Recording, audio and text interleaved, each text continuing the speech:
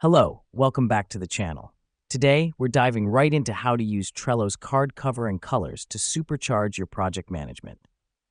Now let's get started. The first thing you need to do is select a card. Once you've selected a card, click on the cover option on the right-hand side. The reason we do this is to enhance the visual appeal of your board and to make it easier for you to differentiate between tasks. Next up, you'll see a range of colors to choose from. Pick a color that represents the task or project well. This is critical because colors can help you categorize your tasks and visually distinguish between different types of work. Now that you've chosen a color, you can also add an image if you prefer. Click on the Attach File button and upload an image from your computer. This is a great way to make your Trello board more engaging and easier to understand at a glance. Next, let's talk about card colors.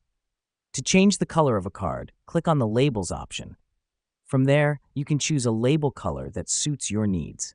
Assigning different colors to your cards can help you quickly identify specific tasks or categories.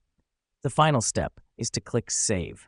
And voila, your Trello board is now more colorful and organized. The reason we do this is to ensure that your changes are saved and implemented. Let me explain why this matters. Using card covers and colors in Trello not only adds aesthetic appeal to your board, but also enhances your productivity by making it easier to manage and navigate your tasks. And that's it. You now know how to use Trello's card cover and colors. So, go ahead, start color coding your tasks and projects for better organization.